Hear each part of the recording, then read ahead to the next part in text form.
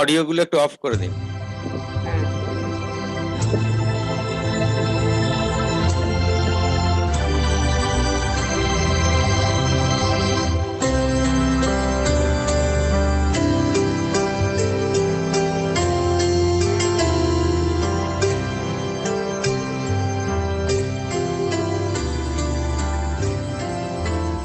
The COVID-19 pandemic and the national response towards it, along with that, the recent super cyclone Amphan has created devastating condition in Odisha and West Bengal. Surendranath College, with its 136 years legacy carried forward from Sir Surendranath Banerjee, is worried equally along with the nation.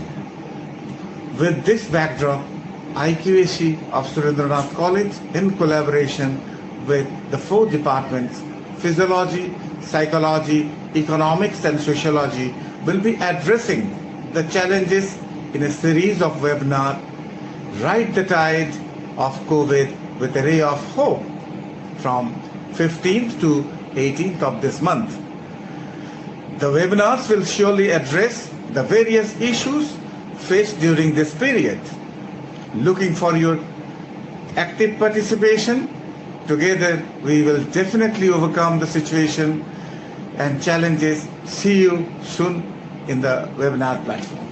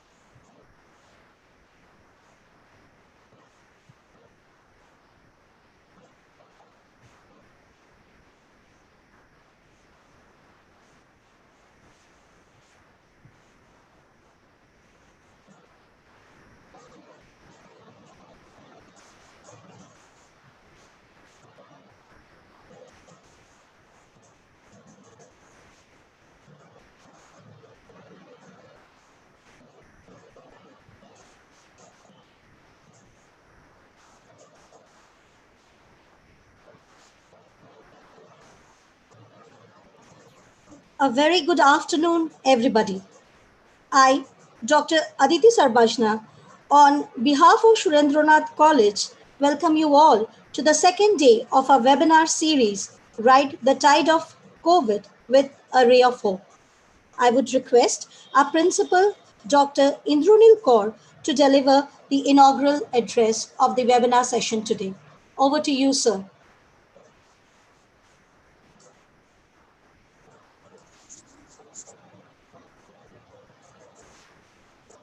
Ride the Tide of COVID with a Ray of Hope, organized by IQAC Surendranath College in collaboration with the Department of Economics.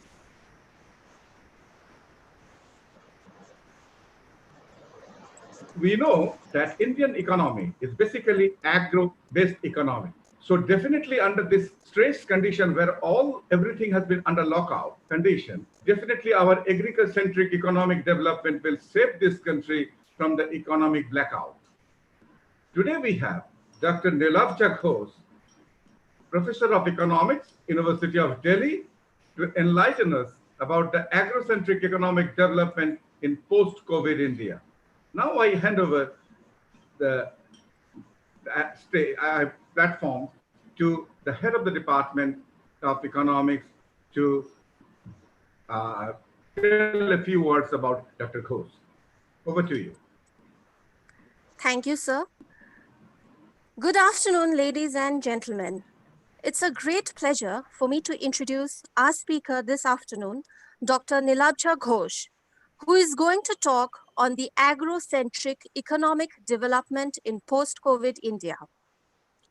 After graduating from Presidency College with a national scholarship and completing her master's in economics from Calcutta University, Dr. Ghosh acquired her doctoral degree from the Indian Statistical Institute.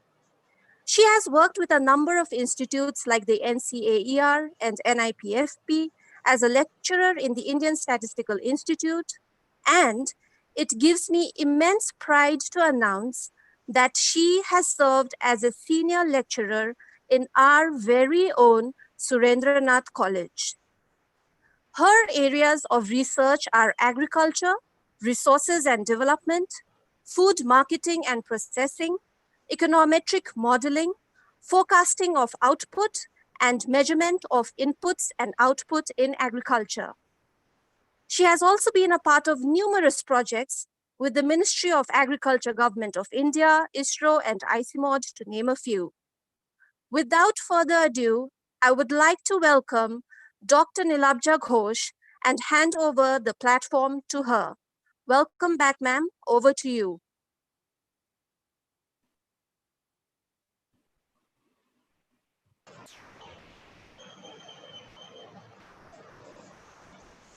Thank you very much.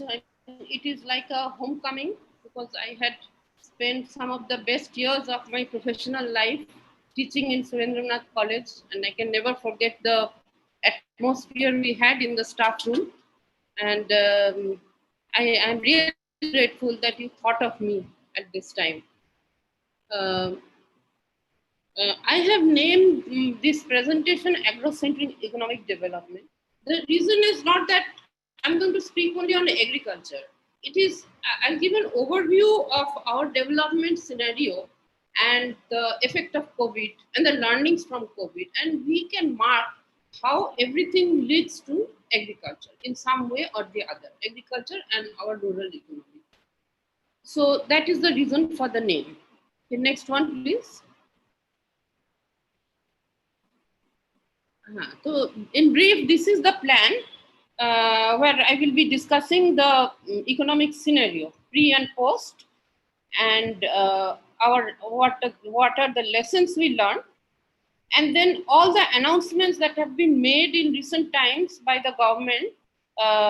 So it's whether it is the packages or the recent speech on industries by on self-reliance by the Prime Minister.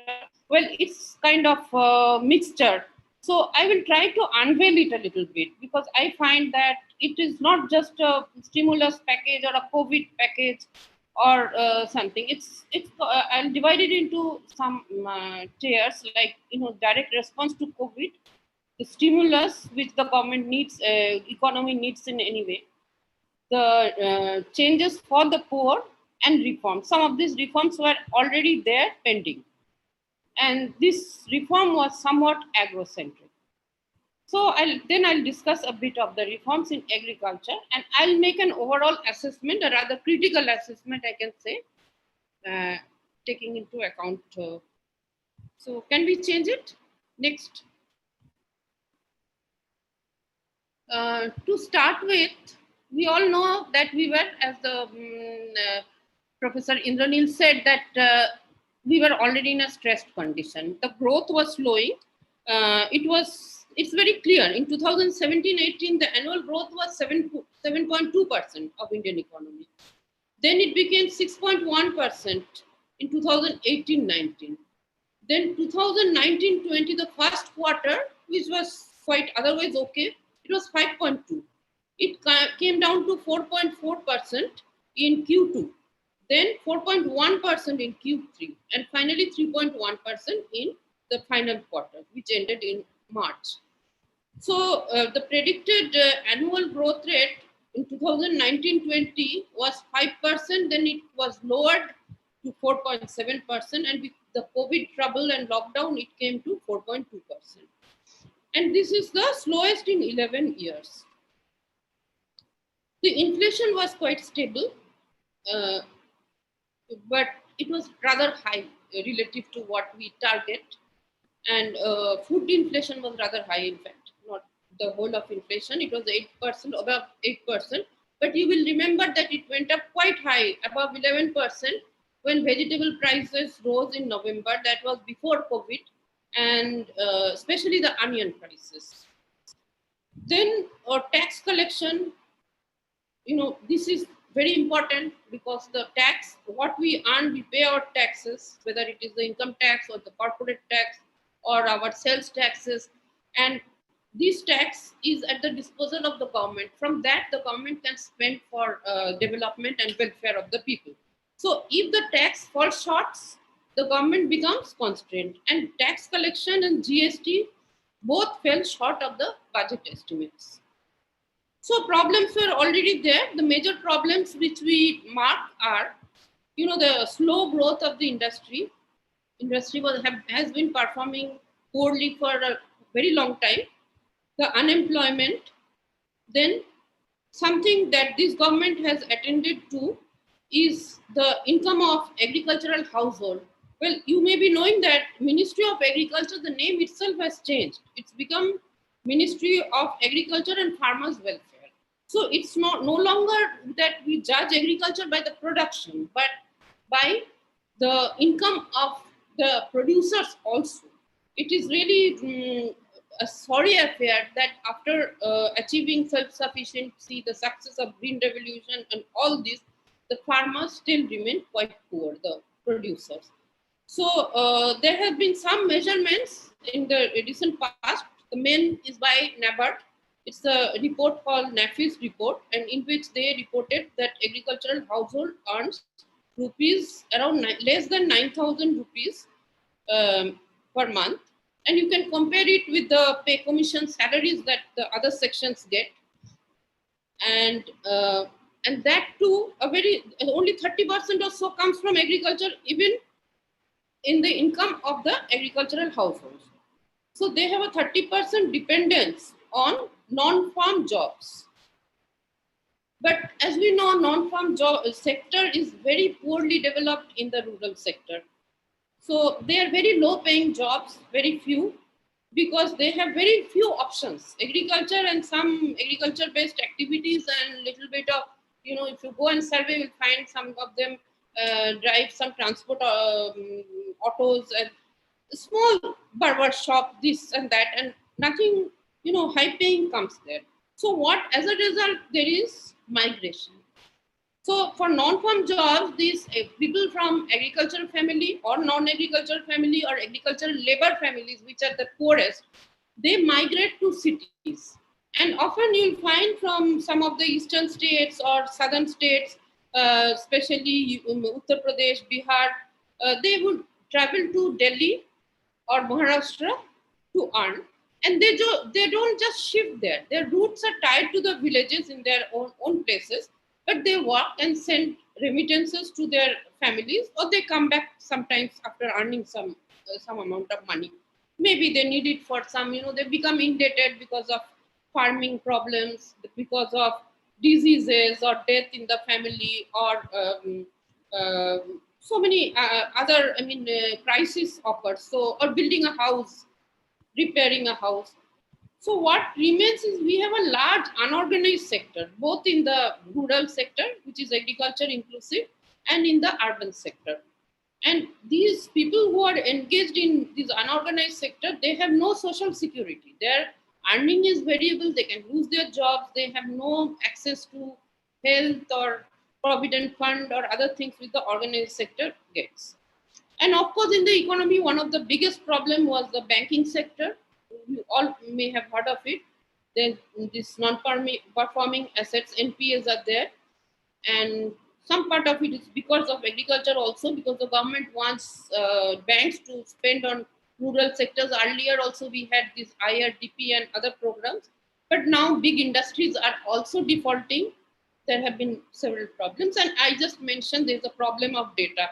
Without data, you cannot really measure the state of the economy. There has been a lot of contention about data, but thing is, for the last few years, the data, not few years, quite a bit, the data system is being overhauled. So this is a sort of interim period, and data, as we say, is becoming the fuel of the economy.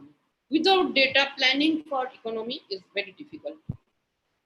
And now we have technology, we have the ICT, information and communication, which will make, and then you have the drones, you have satellites, so many other things. So this data system is changing also.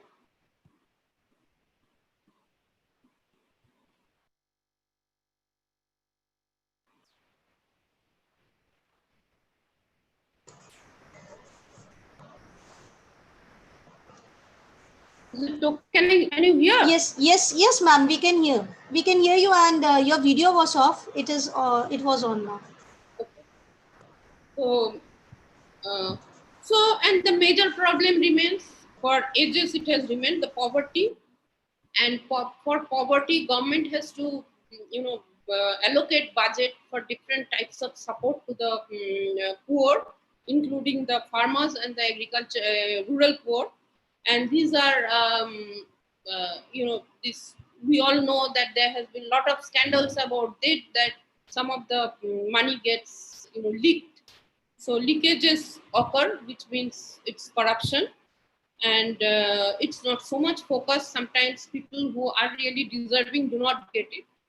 So this is there, and reform started, and in that we have the disinvestment, which is privatization from government, and this is important, digitization, that use of ICT, and there has been some talk of reforming agro marketing and the supply chains. I'll speak more in detail later on. So some transformations have been seen in recent past. I think you can change the next. Is the slide being shown also? Yes, ma'am. Yes. The slide as well as your video is there. Your video is in the thumbnail and the slide is seen clearly. Please pull the slide. Next one. Next slide, please.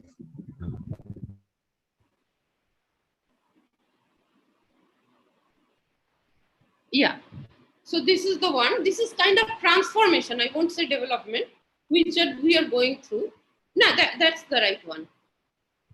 Previous one. This recent developments. Rishadan Babu, this few. This is the one. Yeah. So from 2005 or 6, our NG-Narega started. This is to give some kind of legal right to at least some minimum amount of income from paid jobs to the rural people. Then we have the Jan Dhan Yojana. This is a big development where bank accounts are opened for a large number of people. Earlier, banking outreach was very small, only to some urban few. But now it has reached a large number of people. in the villages and cities where no cash, minimum cash requirement is there. Whatever it is, this has led to two big improvements. One is that because of this, the government can directly transfer whatever support there is to give to the poor people of different classes, including farmers, to their bank account directly, DBT. And another thing is, so there is no leakage there, administrative cost also reduces. Big bureaucracy is there, so you need less people for that. And second is the price distortion. This I may just describe a little bit. Suppose our farmers get fertilizer subsidy. It's a very complicated method. It used to be extremely complex. It's simplified a bit, but still it is complex. So, which is that the farmers get fertilizer at a lower price than the actual cost. So what happens is, according to economics, there is a, economics always, cost and revenue are matched. So they tend to, because the cost is less, they tend to spend more on fertilizers, use more fertilizer, especially nutria. So this is, you will find that the soil is getting spoiled because of the organic carbon loss. So it's a different kind of loss. This price is causing distortion. Even say if you give greater subsidy to rice and wheat, then people will tend to grow rice and wheat only, not a more lucrative crop in the real market. So in this case, when the market, suppose the subsidy on the fertilizer just transferred the cash amount, suppose 300 rupees subsidy is given, 300 rupees is transferred to the bank account, then the farmer will use it as he likes, he or she likes. He may buy the fertilizer or any other thing. If there is no particular incentive to use more fertilizer.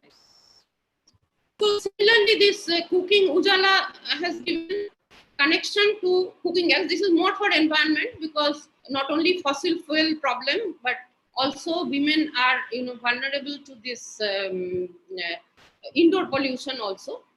But in any case, they have got the gas connection, and now the subsidy on gas is given only to the poor, and this is why direct benefit transfer. Then, of course, there has been importance on infrastructure for many years, maybe before 2000 also, from and highways, roads, railway, and recently we have seen this railways and metro railways also, but recently we have seen airports. Small airports are being built, even in far places far from the big metro cities. So this is a connectivity, very important connectivity when you go south. So the people from distant areas can take the plane to the main airport and for business or for passenger. Then to my mind, one of the most important development is that PM Kisan. In fact, it's a very small amount, rupees 6,000 per year, and we all wish it will be increased. This is the direct cash transfer to the farmers, and this will cover part of their cost because the prices are low, and it will cover the cost, and it can be spent for other things also. Then finally, there is this PMJ and this Ayushman Bharat scheme. This is for the vulnerable poor of the rural and urban areas, and the premium is paid by the government. So these are some of the transformations that have been taking place, the good things in the middle of all the stress. So the next slide is on COVID. So we know what happened around March. It began before March, but we became more conscious towards the end of March. It may be WHO declared it later. So this period is marked by fear of infection, so social distancing. So in that case, with social distancing, many kinds of work like economic activities like the hotels, restaurants, air travel, malls, cinema, all these are affected. Then there are a lot of expenses on safety. You need we all of us know all the time, sanitizers and gloves and masks. All this is there, and we know that each state government is afraid that their health system is overwhelmed. If the number grows, how they will manage with this infectious disease in the hospital? And government resorted to lockdown in March, and this lockdown, you can understand, had a big effect. It's terrible effect on, it stopped all the industries, most of the services except the essential ones, and shrinking of the consumer base. Consumers are not stepping out except for essential reasons, and demand is less.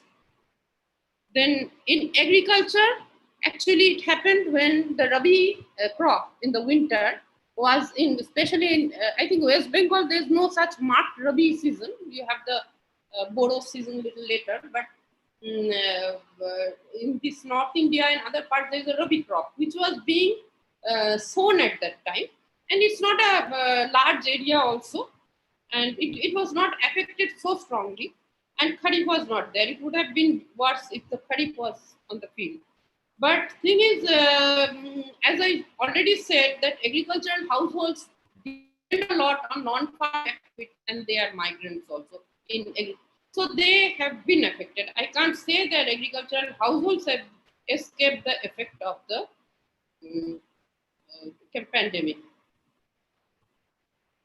Then, of course, we know that it is a global pandemic, so transport is stopped, airlines, it has damaged the trade, global trade, and above all, the global supply chains. Because you see nowadays, with globalization, supply chains are forming across the countries. This material comes from this country, that material comes from that country, it is assembled here, that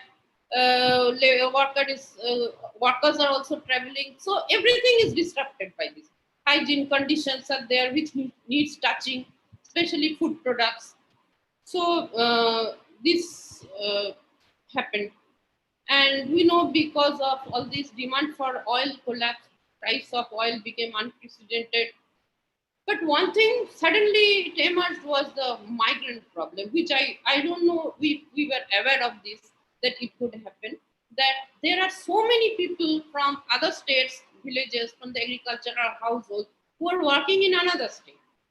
So for them, it's a big problem where they will get food. Maybe they have a ration card, but back in their village, their housing, some say that the house owners may have evicted them.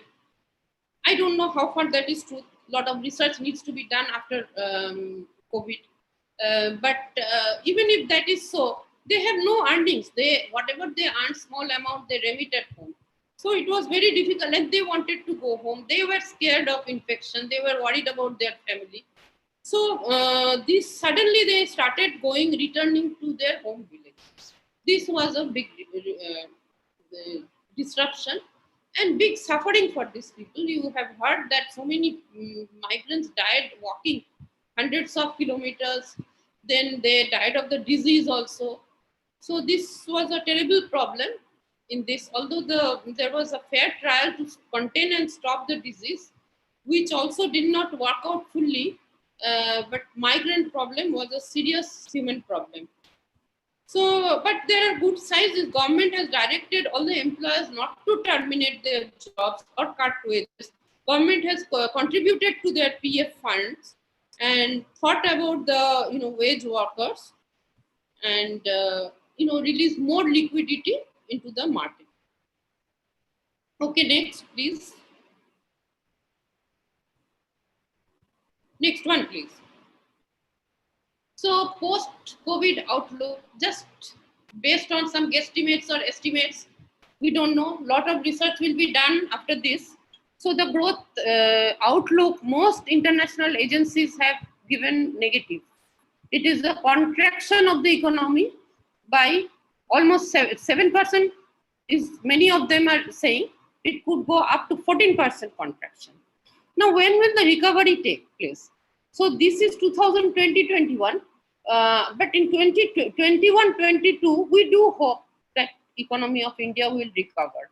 World Bank has said 3.1%, lower than the earlier 5%. But 21-22, it could be a sharp growth. And this is because, that's not a very surprising thing, because after this contraction, you start from a very low base. So you can have a large growth rate. But according to Professor Pranab Sen, our earlier chief statistician, 2021-22, also Indian economy may contract, which is possible. So this is, most people are betting for a V-shaped recovery, it goes down sharply and comes up. This happened in 2008 mortgage crisis. But we are not sure. There are several shapes, W, Z, and all this. But the worst is, the most pessimistic is the L shape, which is, it goes down, then it takes a long time to recover. It is low. It happened in Japan. So much hinges on how the COVID spread behaves, whether it stops or it grows or it continues and what kind of stimulus the government can give to kickstart the economy, mainly construction and manufacturing. This is from where the money income is generated. Large number of the poor get income from this sector. Then there is a general view that aviation, tourism, hospitality will be worst hit.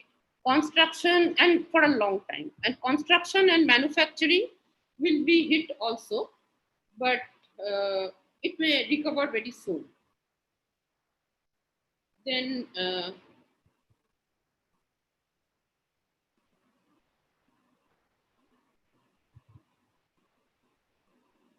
there are some other this thing. Some have projected that the recovery will not be green recovery. There will be more investment. There is already more investment in carbon intensive sectors like transport. Then there will be food insecurity. Number of hungry people will rise. This is UN's food program or World Food Program. There will be many people, many workers who will be thrown into poverty. This is ILO figure. There will be trade restrictions, which we can see. Already India has started, I think, Atmanirbhar, and what you say is not Atmakendrik, and you are self-reliant, and some of these terms, they also mean that we will not import and we will be self-reliant. So it is kind of opposite of globalization. But, all the countries will tend to restrict their dependence on imports, and of course they will like to export. We also want that.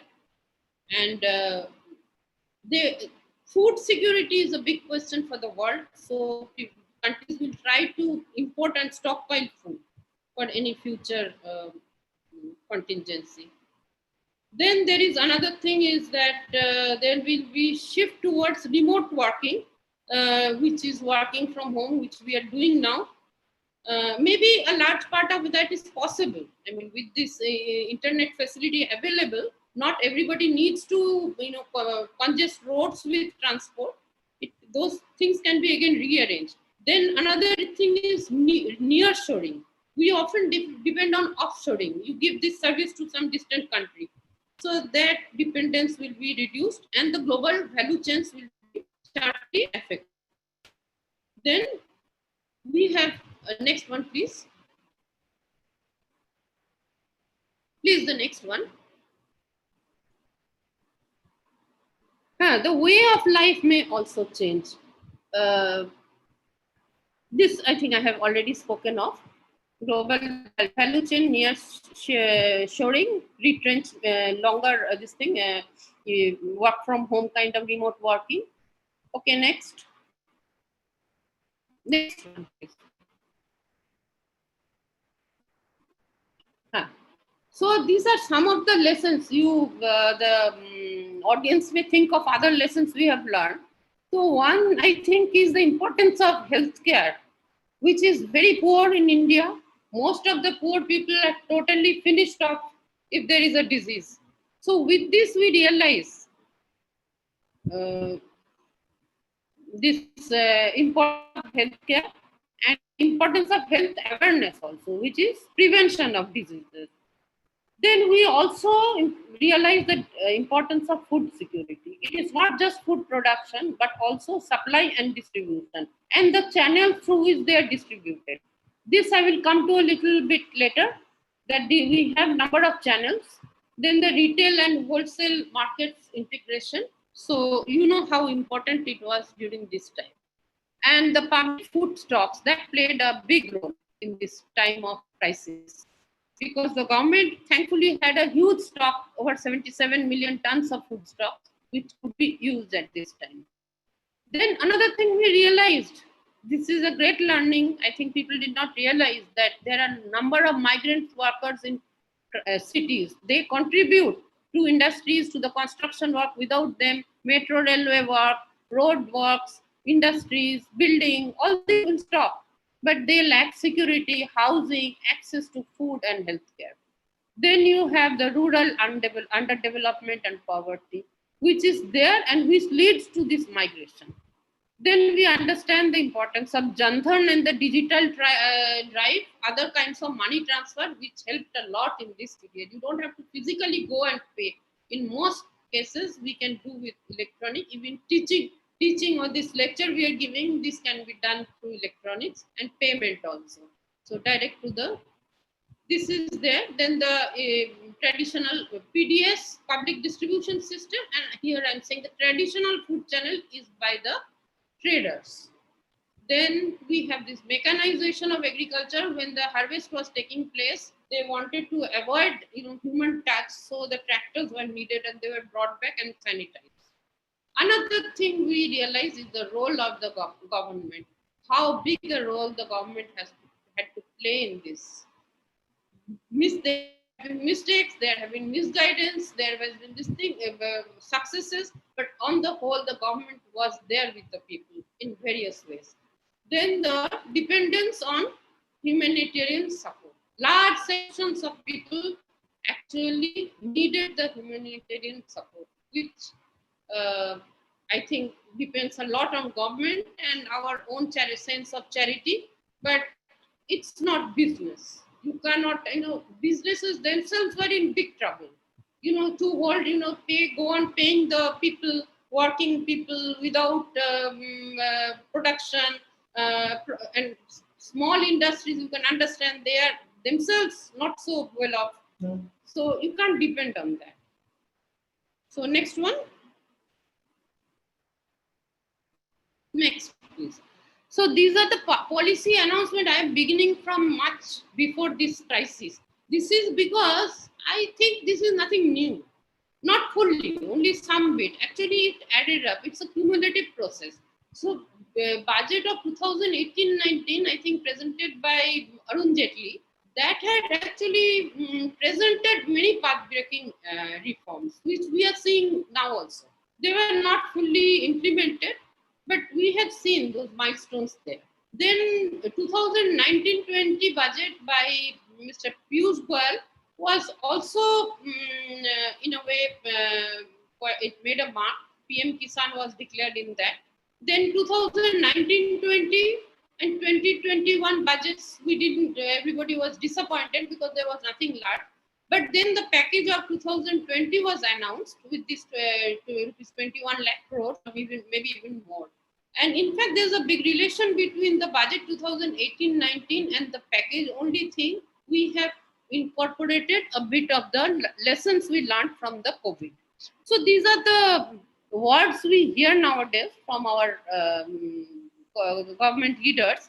There are 5 pillars: economy, investment, infrastructure, vibrant demography. That means, we have a very large section of people in the earning age, young people.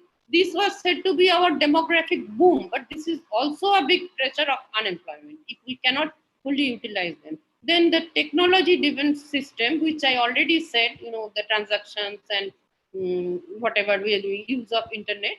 And demand, I guess demand is said separately from economy, because demand has to be pushed by the government in other ways, maybe in some kind of Keynesian way. So bold reform, not conservative, other thing. And not command and control to plug and play. Perhaps this indicates more of privatization, shrinking of the government from business. Then Atmanirbhar is self-reliance. And we speak again of export and import substitution, which we in our generation know very well, because that's a policy long back before the liberalizations took place, globalization took place. Then vocal for local. This is to develop our own specialties. Then this is the opportunity to turn this crisis into a gain, turn it into an opportunity, and revive the historical excellence of manufacturing in West Bengal. Yes, that is something also our generation knows, that West Bengal was a hub of manufacturing industries. Many people from around the country came for employment there.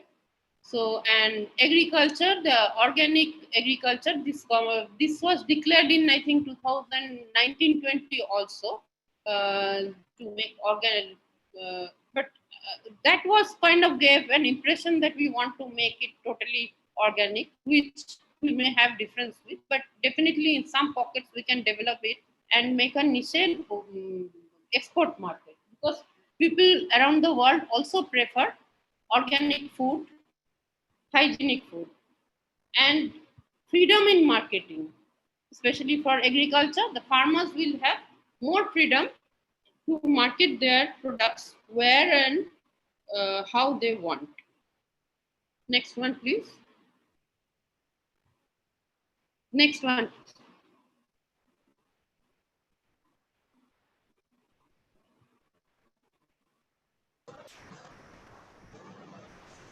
So, unveiling the package. This package contains this Prime Minister's Garib Kalyan Yojana also. So, I am dividing it into these 4 parts. Okay, the next one. Next one, please.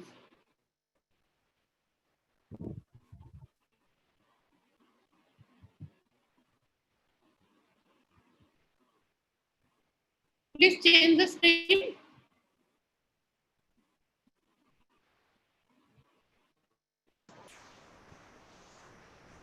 Ma'am, the screen is changed. Harishadan Babu, please change the screen. Ma'am, direct COVID and lockdown disease So control. some of these are direct, the direct for COVID. It's in the package mixed up with other things. So in this,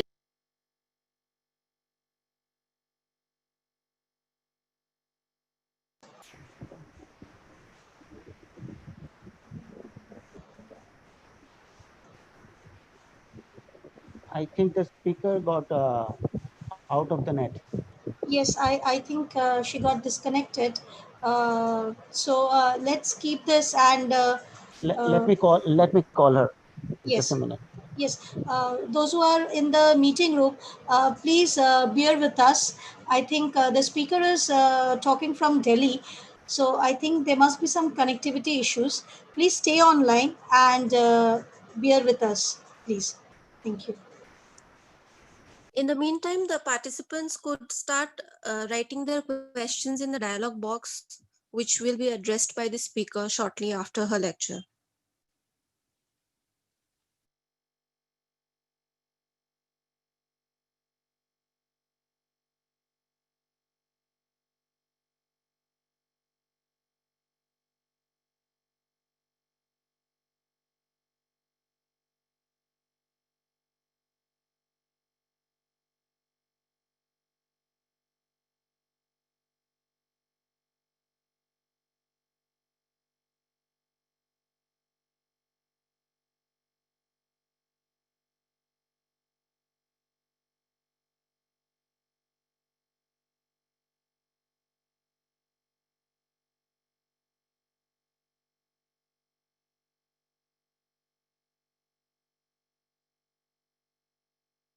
There's a net problem or the speaker side. She's trying to get into the webinar.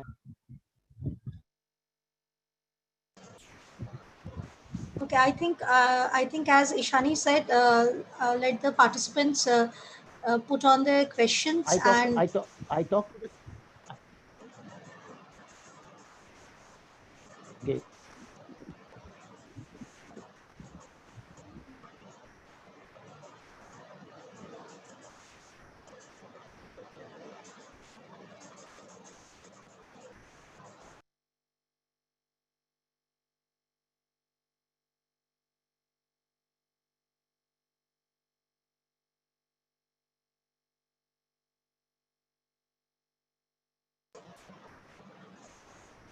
This ma'am is in now.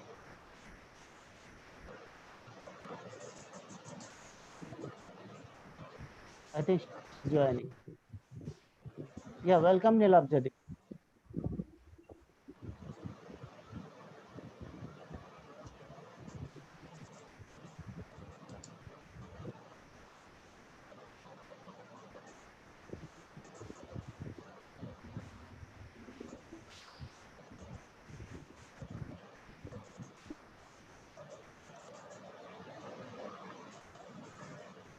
Nilabja ma'am, are you there?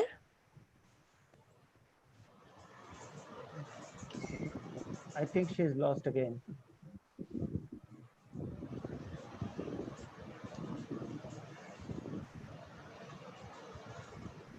Yeah, she's there in the meeting.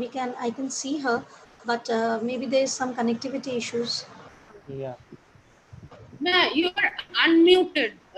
Yes, I just unmuted you, ma'am. So can I start now? I think Yes, you can. Yes. ma'am, your Okay. video is off, but if the connectivity is slow, you can keep your video off. I think that would be better rather. Your video is off now. Video off. How do I do it now? Mute. No. No. Stop video. Okay. Uh, okay. Let me go quickly through this. These direct COVID effects. We have this insurance cover of rupees 50 lakh for health workers. These are directly for COVID. Then some money is sanctioned for emergency relief. Then India is being prepared for any future pandemic, infectious disease hospital blocks in all districts, lab research under ICMR. Then we have this Sanjeevani teleconsultation. Then epidemic, this disease act will be revised, amended. So center has asked states to borrow they increase the limits to the state borrowing.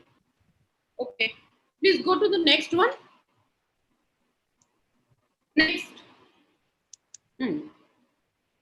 Then further we have these are also for direct for COVID, but these are the economic ones. The first one was more for health. Here the food, it was realized that many of the migrants were actually not beneficiary to food. So who are neither NFSA National Food Security Act or state ration card beneficiaries, to them rice, wheat and dal are given for 3 months at center's cost. Also, funds are distributed to poor senior citizens, widows and divyangs, and advance 2 is given to all states, because some of the migrants are stuck in interim states. Suppose they started from Delhi to go to Bihar, they may be in West Bengal or they may be in UP. So the states are also given the money for their shelter and food.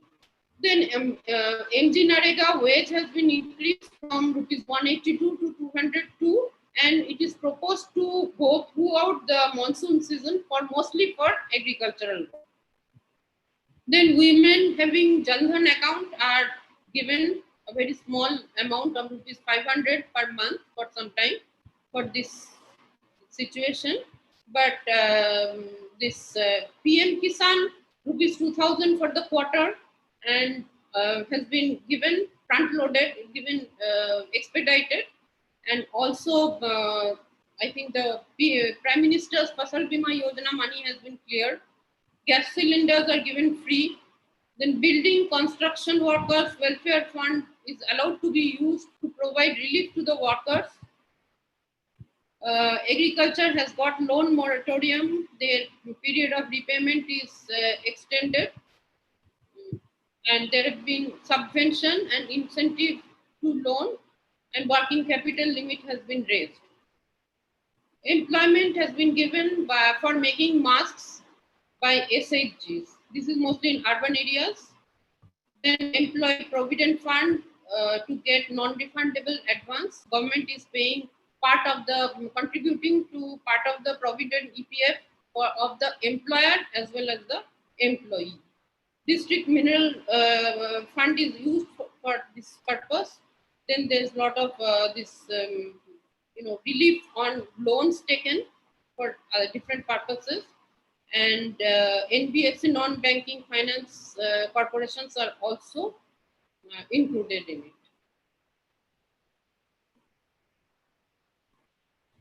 Okay, let's go to the next one. Next one, please.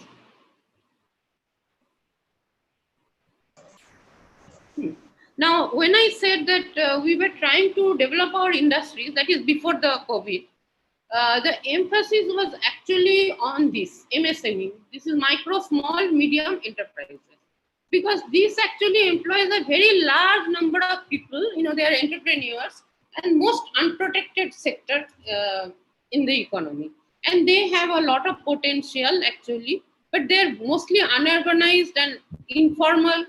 They don't. Many of them don't even get loans, and they don't follow modern methods of accountancy, management, or hygiene, health and hygiene, or labor laws. So just emphasis on that to bring this sector up. So a lot of support has been given, because they have been very hard hit by the COVID. Because they are not big corporates, and they don't have all the benefits of organized sector employees.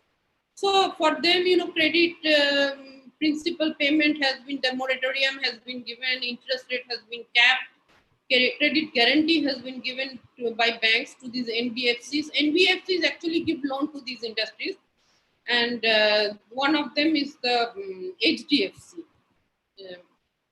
Then no fresh collateral is required, so they can resume business. All incentive is given to, they can resume their business activity and safeguard the jobs. And they have these small jobs are created also, helpers, and you have the small shops and traders, and all this comes in under this. Then provident fund contribution is given, as I said, by the government. Some of them are not under provident fund. They are also given the facility. And if they have not been able to pay their loan because of COVID, it is not taken as default. So it is, and no proceeding of insolvency is started. Okay, the next one. Next one, please.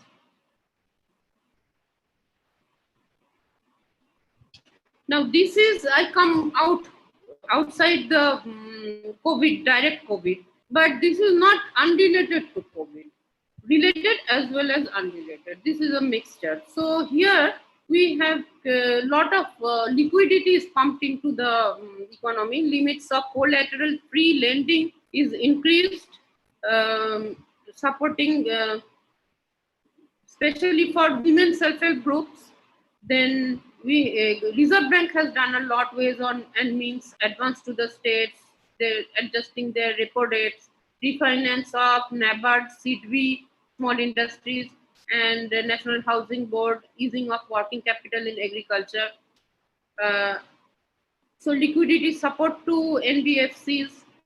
Then low credit rating, the liquidity is given to this to fresh lending by the government, and government will bear part of the loss and guarantee.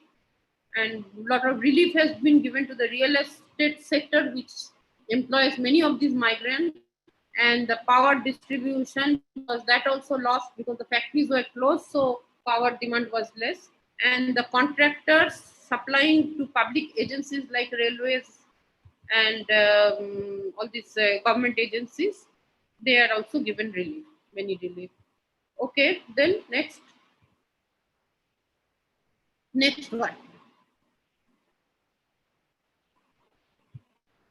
Next screen, please.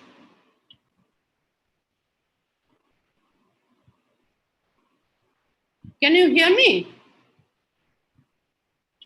Yes, ma'am. We can. Okay. So this you can see has a very weak relation with the pandemic. This is what doing business, ease of doing business has improved. PSC, public sector enterprises to be privatized, wasteful administration costs to be saved, and in fact, only some strategic sectors will be identified where the government will have its presence. And among the strategic sectors, also not all. Then fast track investment clearance, identification of champion sectors, industrial cluster creation and upgradation, investment attractiveness improvement, ranking given to parts. Niti Aayog does lot of ranking work. Then special mention is made for coal sector, mineral sector, defense sector, airline sector, new airports, space, atomic energy, electricity. So these were on the cards anyway. Then special we come, next one. Next. MSME. Next is the so specially business and special emphasis to the MSME. So they have created a fund of funds corpus, and from there equity will be infused by the government. Then the definition of MSME is enlarged. It means that their investment and turnover both are taken into account. So earlier, very small farms there, larger farms will also avail of the facilities. Then this is again a protection. What we used to say protection for the MSME, and this is also, you can say, import substitution. Global tenders will be disallowed in the government procurement tenders up to an amount.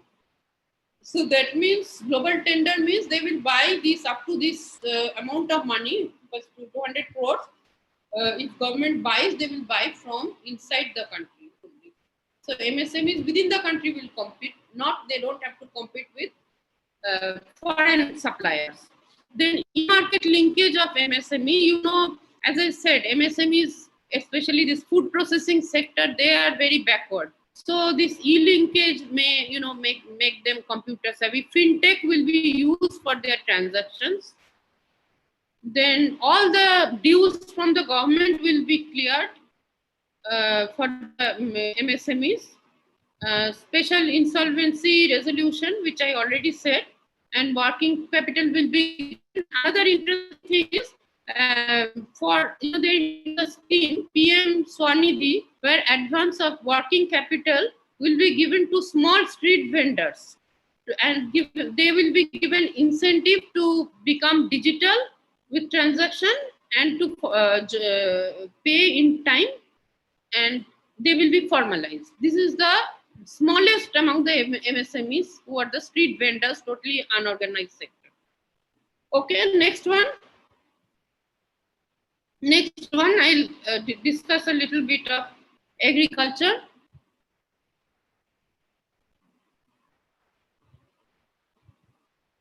Now, in agriculture and the rural economy, the reforms that are taking place, this is the limit of collateral lending to be increased for women self-help group.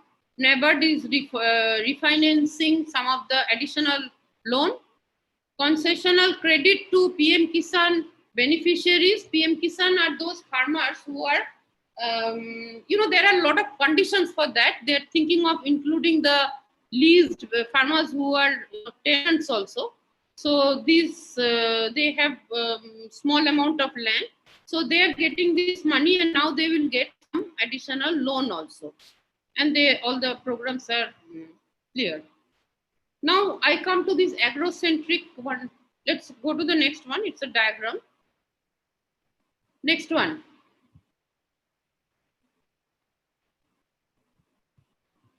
Now, why I am calling it agrocentric understanding? In the middle, we have this agriculture, which is not just farming crops, but dairy, fishery, and so many other activities are also there. So, from this, because you see in the bottom, there is the marketing. And marketing, as I said earlier, the marketing was guided by the APMC Act. Agriculture Produce Marketing Act, in which the farmers have to compulsorily bring their produce to the mandi, regulated markets. And there are some taxes and cess and all that are there. And some licensed commission agents will be there who will buy the products. Only they can buy the product. And then there will be the good part is that there will be an auction. And in that auction, whatever is, it's very important for price discovery actually. And then it will be sold off and sent to the other markets. So this was the rule, but these there are some committees, marketing committees, but this has been causing a lot of problem for agriculture with the changing times, because it has become, monopoly or monopsony of the traders. Only few traders, they have the facilities, so they call the shots. And new kind of agents, especially the corporate nowadays, a lot of corporate sector is buying, then contract farming, all these don't fit into this, and new traders cannot enter. So now they have modified it, and not all states have taken it. I may tell you here, Bihar has actually disbanded the APMC Act totally, but it didn't bring a new act in its place. So Bihar doesn't have any regulation on marketing at all. Then some people, I think Bengal also in the beginning, I think some kind of marketing was not allowed. I don't know, it has changed a little bit.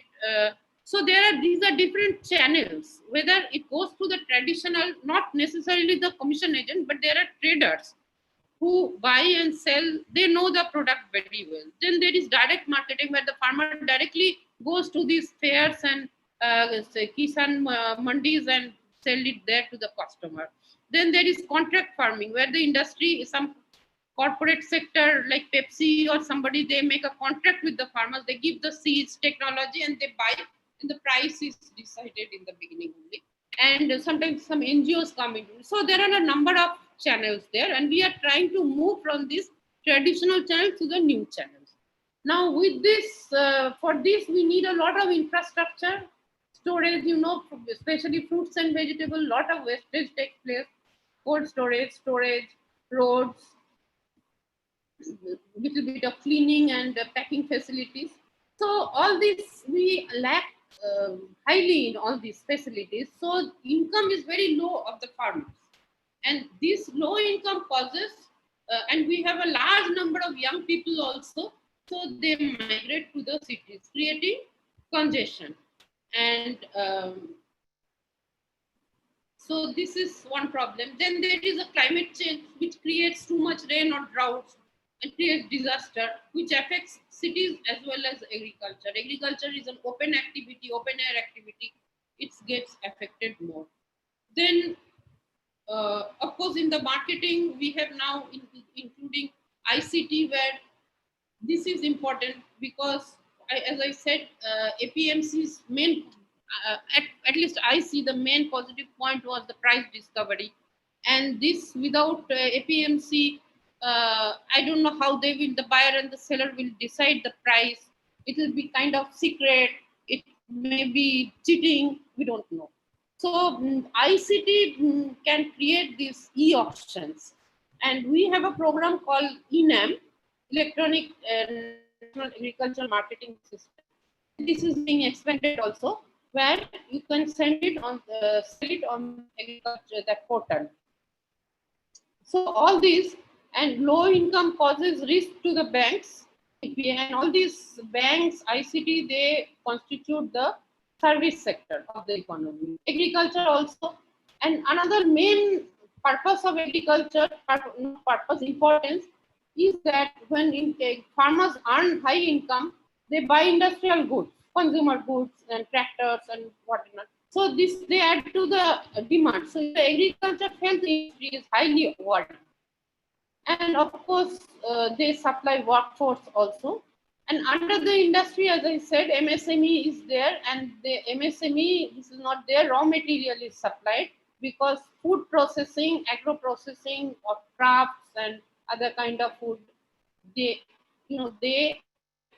add value to agriculture. That means there's a big market for agricultural goods which go to these MSMEs, and they are processed and sold at higher prices. So, and they can be exported also. So, and then there is from the subsidy support side, there's the PM Kisan money coming to the agriculture. There are many subsidies. As I said, subsidies are being changed into transfers, money transfers. Then we have, as you know, Vijit Vinayak Banerjee, who got the Nobel this time, has been continuously talking about cash transfer, especially during the COVID. And you have the Manrega also, which when the farmers do not have enough income or enough employment, they can participate to build up rural infrastructure. Unfortunately, the outcome of the Manrega is not much emphasized, neither the skill, it is only a support program, but we can also look at the outcome side. So this is the main importance of agriculture. Now, can we go to the next?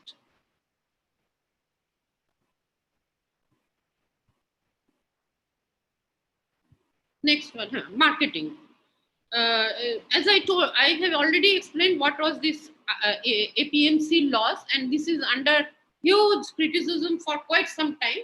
I myself did a project on that for the government. In fact, I had that was some time back, and I in fact recommended that they can be changed, but not just now.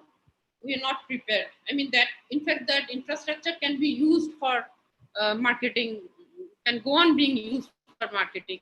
So this is thinking of, because this hinders free flow of agricultural produce, and markets are fragmented. This is another issue also. It's not just APMC. There is a lot of barrier to interstate movement of agricultural product. You know, the trucks will be held up there, some tax or some bribe or something will be there. So all this creates problem for marketing, and the price realization of the farmer is very low compared to what the consumer pays. So if this is dismantled and lot of choice is given to the agriculture farmers to sell where and when and through the internet, that will be, I mean, it is hoped it will create more income. And one emphasis is on the aggregation point now, because we have very small farms. That is another reason for our low farm income. Small farms across the country, it is very difficult to go and regulate. I think, to regulate each farm. So, and how do you improve them? So, the aggregation is like a cooperative. But cooperative movement did not succeed here, and we have some examples of failure in Soviet and other economies. So, they are thinking other producer companies, FPOs, farmer producer organization, which is, a number of farmers come together. Under of course, the government overall gives the guidance. So this marketing can, begin there.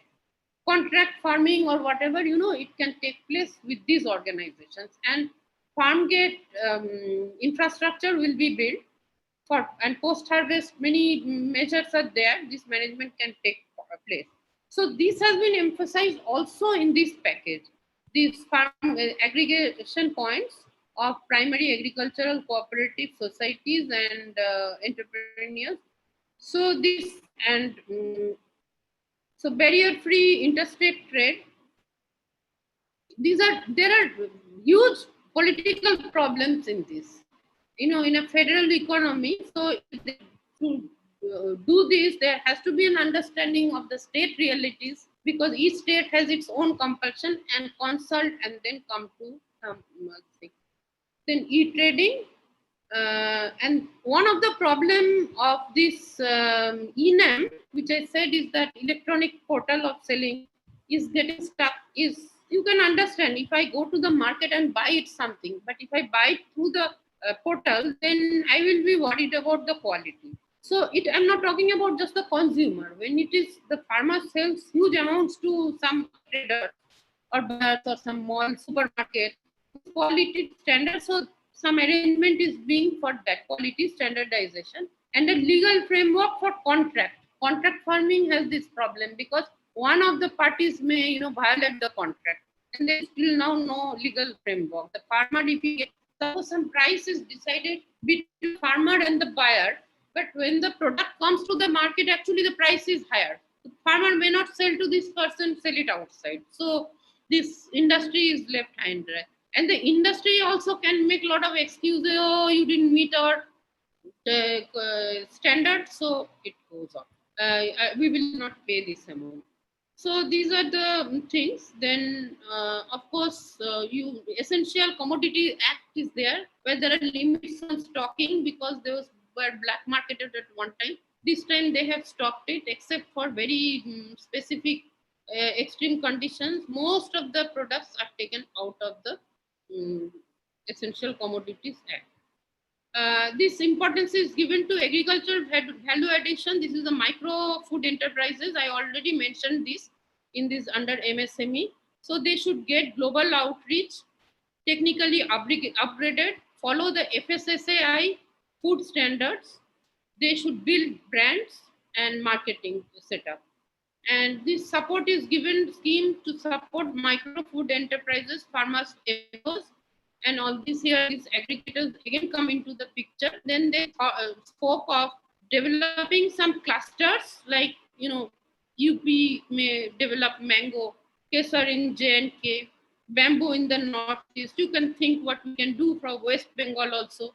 So and develop the export market. And one has to be very with food.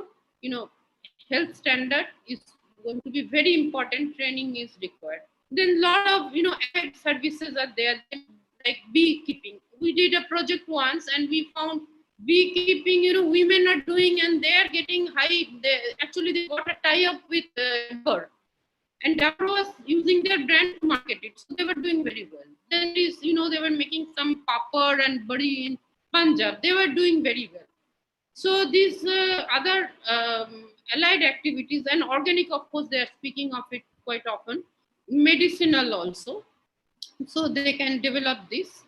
And from the beginning, because this onion price tends to go up and create political problems right from long back, many of you may know.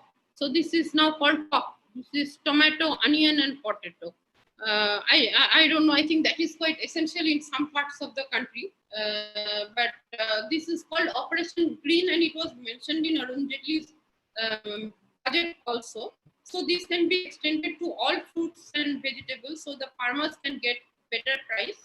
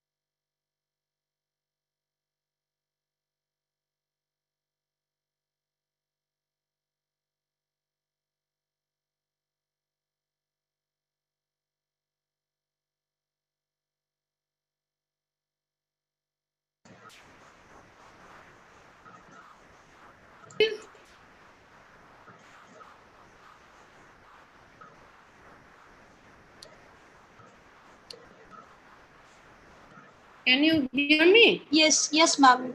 We lost you for a minute, but we can hear you now. Okay, please go to the last slide. Next to the last slide.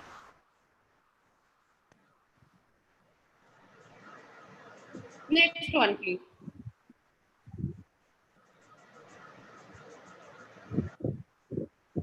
That one, assessment.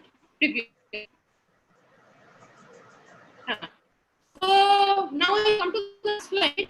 So what you can understand is the package, and of course the future of COVID is highly uncertain. It depends on how COVID behaves and how we behave and how the government reacts. So many things are there, but on the whole, the picture immediately is grim, more grim than the earlier. But we can make a new start. That is one thing. And so here we find these packages are actually, some of them directly target COVID problem. Some are stimulus, which was already needed, but okay, that has been reinforced by the COVID. And some are reforms, and they were pending also. So we say a lot of pro reforms, financial support from all sections of the people to make up for the losses in the COVID. Then the best effect of ICT, we can see cash transfer with less corruption. Some attention is given to farmers and rural economy. And another thing has come out is because of the migrant problem, we know now that the migrants, we need one ration and one nation. That means portability of ration. It doesn't matter. They are Indian citizens, whether they are in UP or they are in Delhi or in Bihar or Maharashtra, they are entitled to food security. And similarly, there is another thought now, portability of healthcare in the Ayushman Bharat scheme. That also wherever they are. Then finally, the government has thought of the housing of the migrants also. This is something great. Government will use its extra space, and employers are also encouraged to give housing facilities. But still, I find some contradiction and some lacunae, which I would like to mention. This is reforms, this is liberalization. And in this, I agree that we have to develop some comparative advantages, some specializations, some export promotion. But I don't know whether we can really substitute import, or we can just go back to the type of movement now. We have gone so far.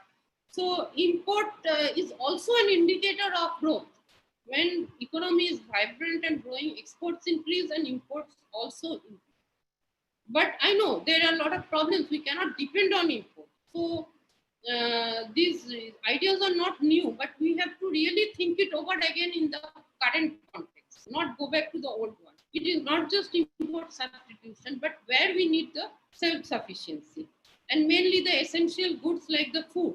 Because this year we had a large stock of food, which generally we economists criticize that there's a lot of cost going into that food, storage of the food and all this.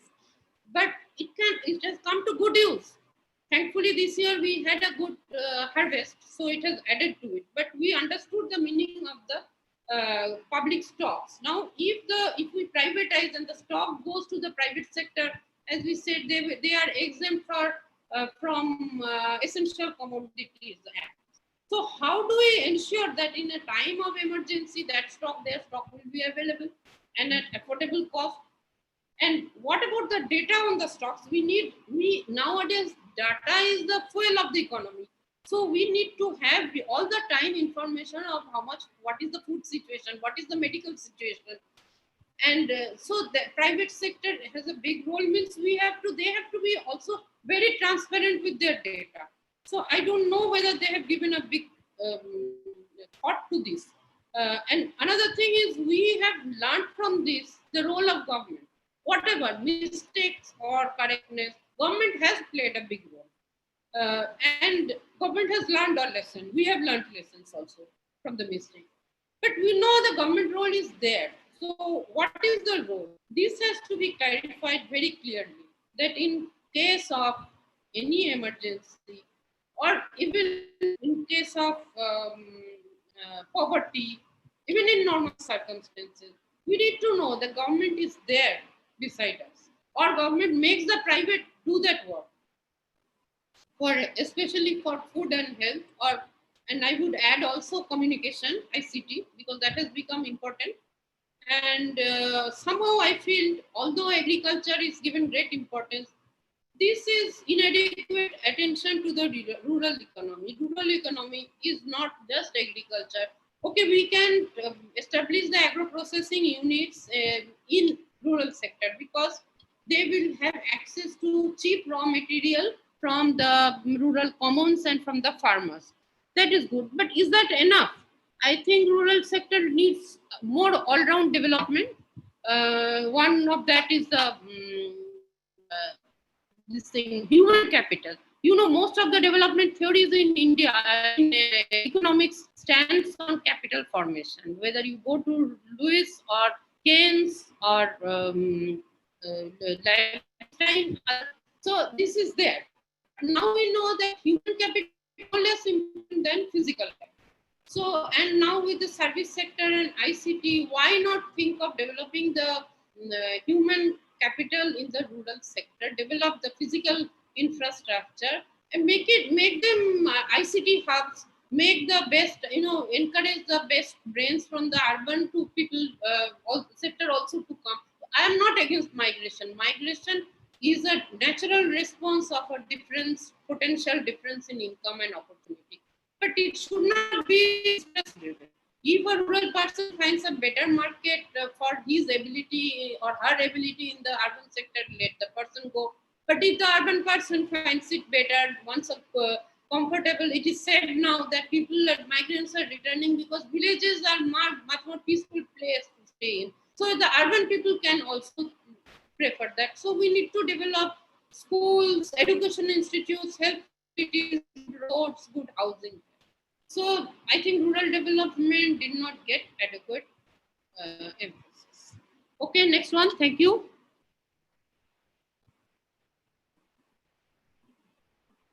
Next. Thank you.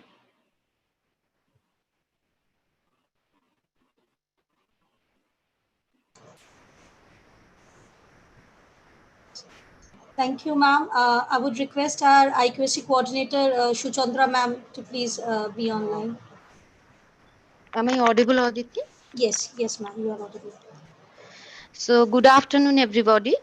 Thank you, Madam Dr. Nilabja Ghosh, for delivering such an articulate and eloquent speech that gave us an insight about the agrocentric economic development in post-COVID India. On behalf of Surendranath College IQAC, the entire webinar organizing committee, the audience, and on my own behalf, I extend a very hearty vote of thanks to you, Madam, for gracing this occasion, sparing your most valuable time, and sharing with us your findings and your opinion. I hope everyone present here in this platform today have enjoyed your crisp and declamatory talk utmost. Now the talk is open for discussion, and I would request Abanti Goswami, Associate Professor, Department of Economics, Surendranath College, to conduct the question answer session. Over to you, Abanti Di. Am I audible enough? Yes. Aditi? Yes, ma'am. Yes, ma'am, you are audible. Okay. Good afternoon to all. I am Abanti Goswami, Faculty, Department of Economics, Surendranath College. First, I am thanking Professor Nilabja Ghosh for the excellent presentation of the topic, Agrocentric Economic Development in Post-COVID India. We got enlightened, ma'am. Now the session is open for discussion. Participants raised many questions. Will we go for that session, ma'am? Nilabja Di? Will you go for that? Yeah. Okay.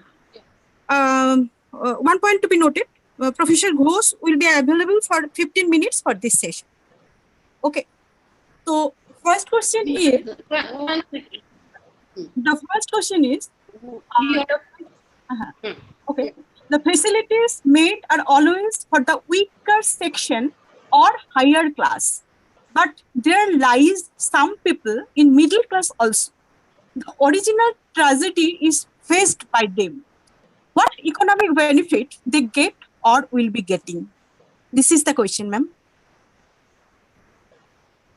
Shall I answer now? Yes. Yeah, actually, these packages which are made, they have actually addressed all the sections. So the middle class people, especially the taxpayers, have got a lot of it. But you will understand that industries are needed also for employability of the middle class section who have their aspirations and they have got their education. So industries have been given a lot of support in a way, liquidity and other plans, so they can have more employment for the middle class.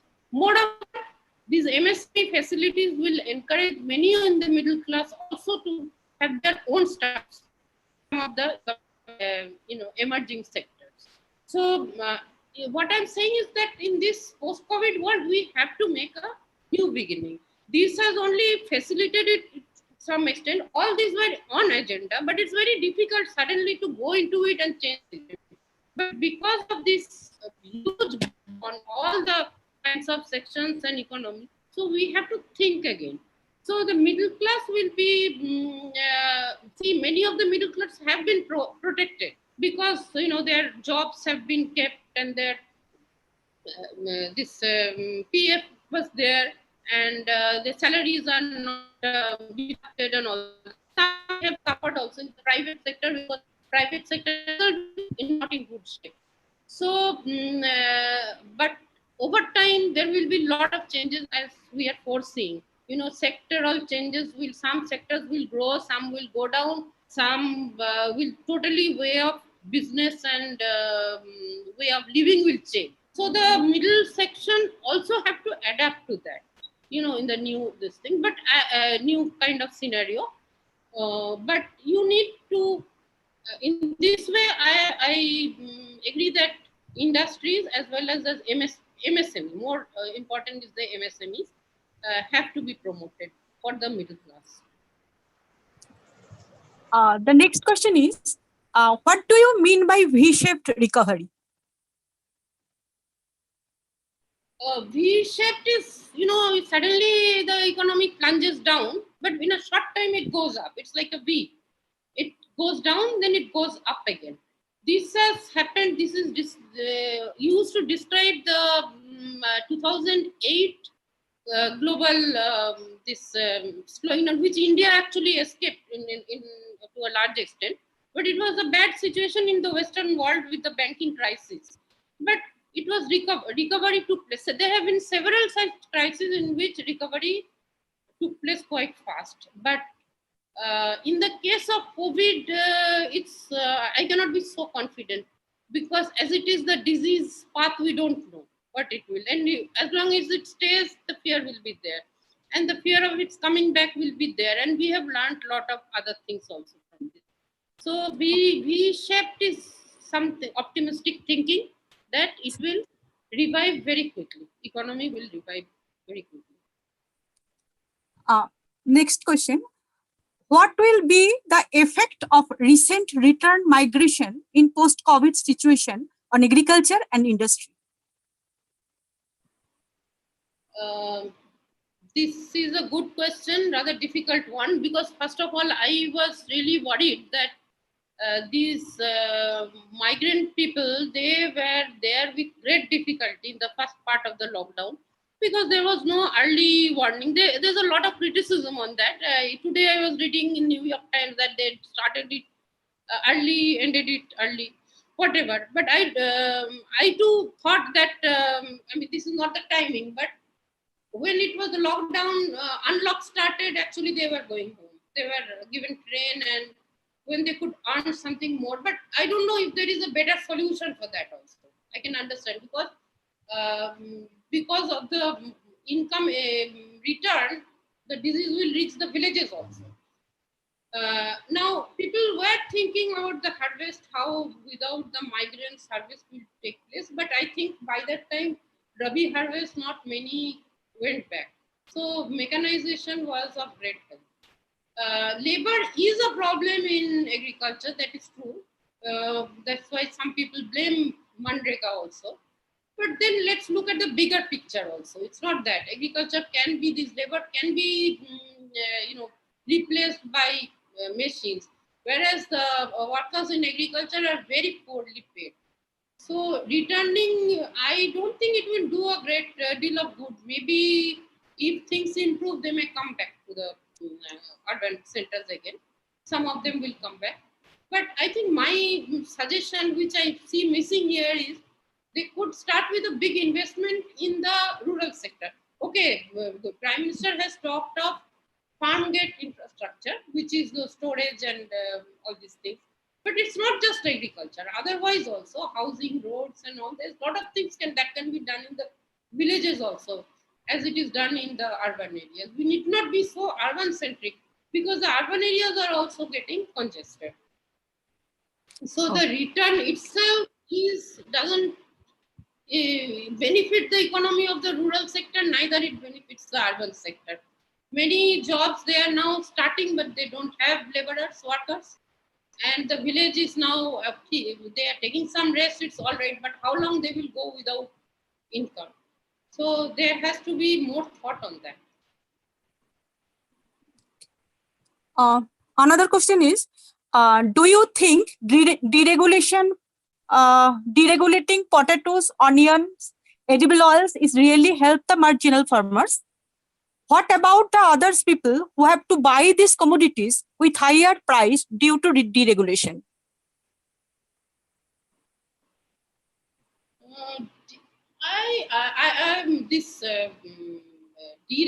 See, this Essential Commodities Act has always created problem in many ways. But it doesn't mean that it has to be totally deregulated. Now, onion is not just stock; it perishes also very quickly. So that plan is also there. You make the storage at different points of places, not just at producing centers, but also at other centers also. But it is deregulation has happened for a large spectrum of agricultural items for essential commodities. But these three commodities are particularly emphasized for their importance in diet of some sections in India. But it is true that fruits and vegetables, which are very nutritious and which are grown now, they have all come under the market. Earlier, we used to get it free, but now it has to be from the market, and they get spoiled very easily. So that's a big point of attention. I think the government is giving attention to it also, but it is not an easy solution. So crop is a particular, the tomato, onion, potato is a particular emphasis. But I would like to see it as a total horticultural product, because other field crops, they are not so perishable. They can be stored for some time. Rice, wheat, and all this. Onion, potato also to some extent, but not tomato. They are also not, they don't fall into one group also. Some things, this top emphasis is something which I am not too much in favor of. I think we should look at horticulture as a whole, whatever policy we make. Okay. Next question. Do you think the economy of post-COVID India will be agrocentric?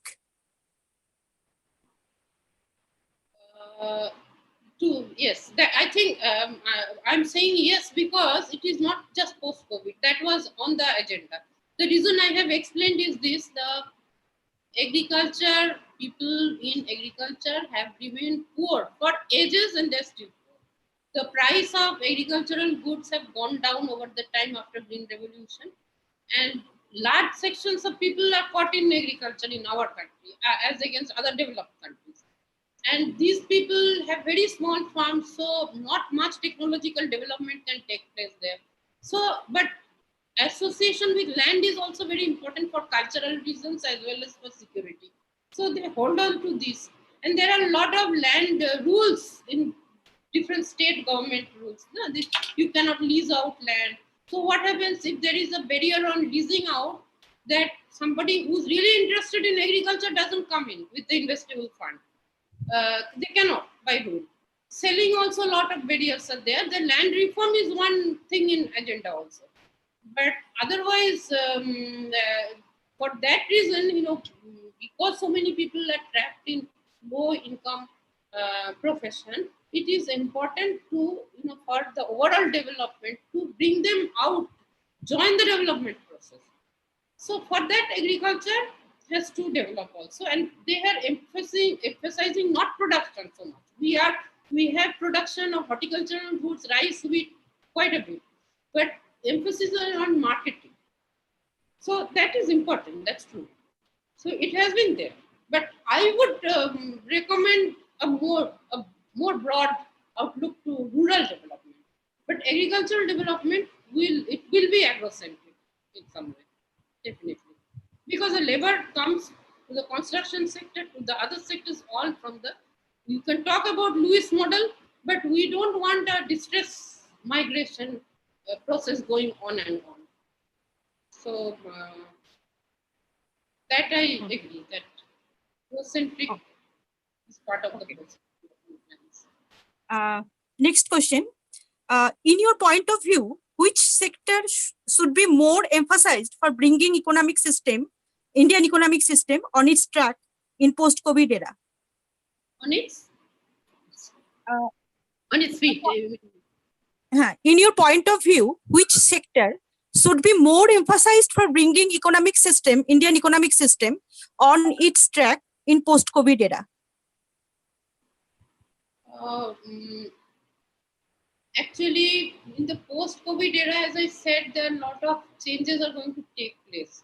So I think they are ready, but we are not using them. We are using labor-intensive methods, which is going on. Maybe this will not go on for long. We will go into more specialized, more efficient management systems, and more automated using artificial intelligence and all that.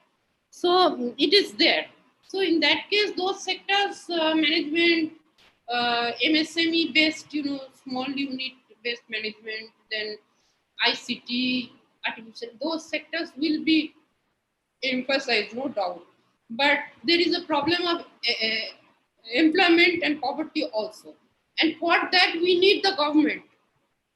And government has to spell out the plan. How, like this time it happened, but nobody was questioning, there was no such stronghold, but that has to be strengthened, that how government will stand beside this. Will it be through Mandrega or some other methods or transfer? Or there is a suggestion of UBI, Universal Basic Income, which is PM Kisan is a form of that, which is whether you work or not, you are not, government will transfer this much money, basic for you being a citizen or you doing your housework, whatever, some amount of money assured. Above that, you want to earn more, you go and work. So PM Kisan, actually we couldn't afford it. So that this is only a piloting that small amount for PM Kisan.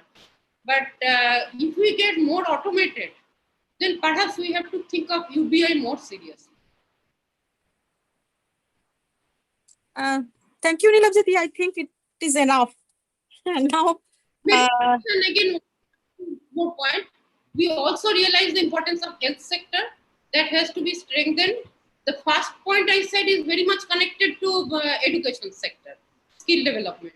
But healthcare is very important and food is very important. So agriculture has to be important, but you have to raise the productivity from land. Okay. Thank you, Nilabjyoti. Now we have come to the end of the interactive session. There are still many questions sent by the participants, but due to lack of time, we are not asking all that.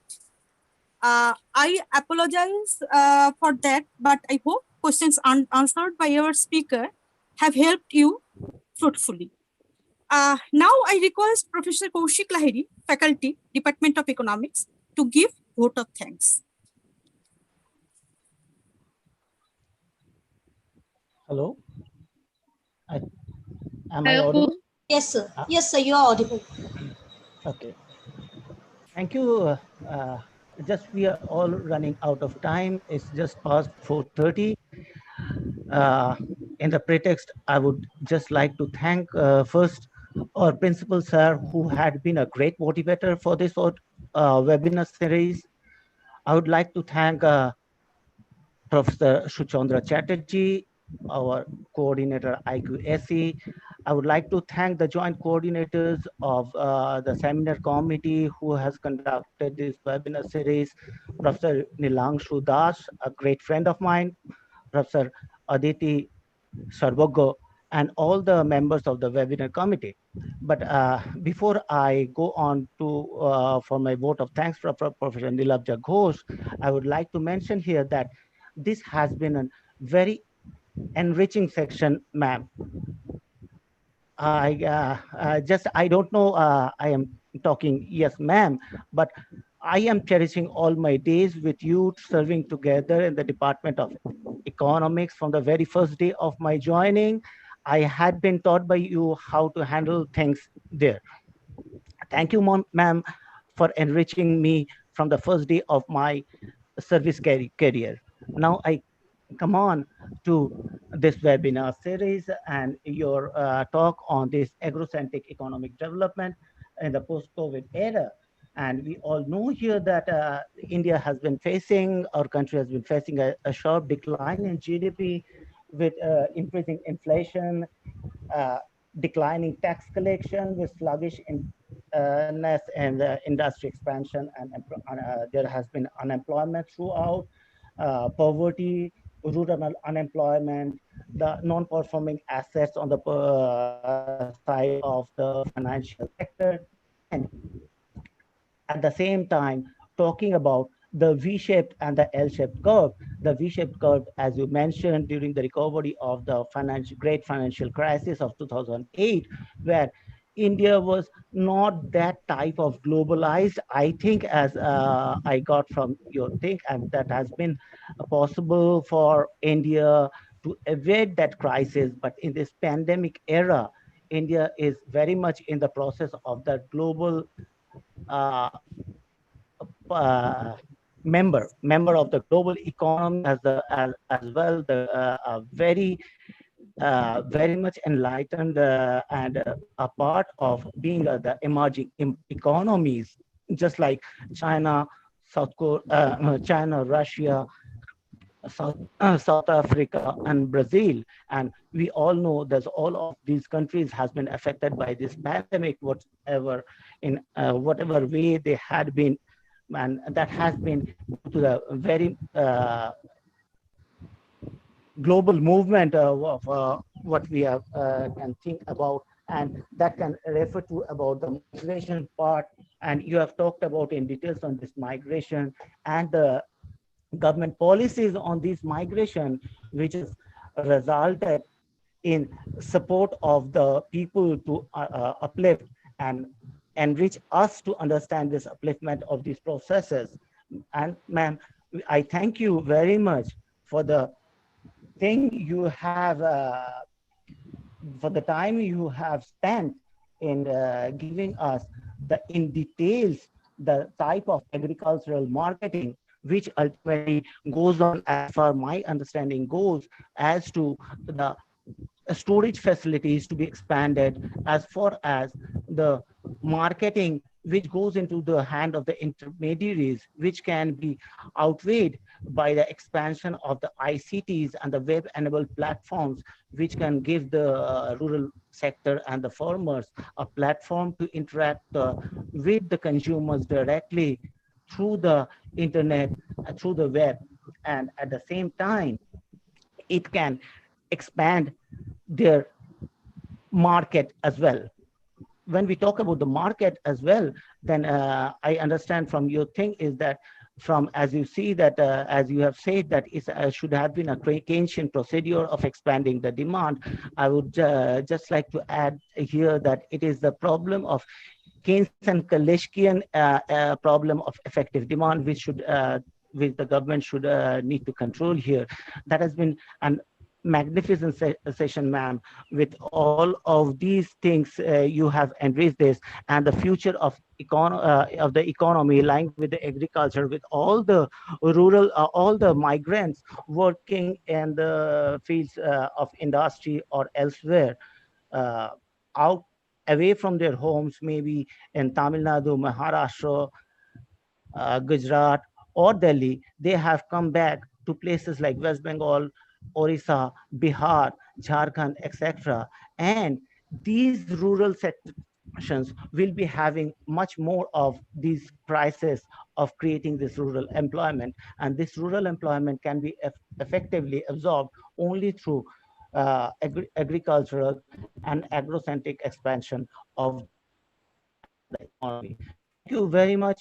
I also thank at the same time my department, my departmental colleagues, Professor Avanti Goswami, my head of the department, Professor Ishani Waiba, and all of the members, rest of the members, and all my institutional colleagues who have made this webinar so successful. Thank you. Thank you so much. I'm not taking any much of time. Thank you. Thank you very much for giving me this opportunity. Yes, ma'am.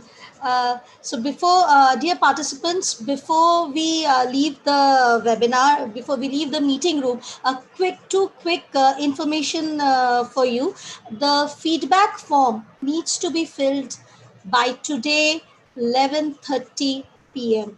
And you will get the feedback form in your registered mail ID, and it will be active right after the seminar. So please do fill up the feedback form, and only then we can issue you the certificates within 7 days. You will get the certificates within 7 days. And see you tomorrow. Tomorrow we have a seminar organized by Department of Psychology from 4 to 5:30 p.m. Those who have registered, registration is closed. So those who have registered can be here in the Zoom meeting room, and others can watch it in YouTube live in our channel of Surendranath College. So thank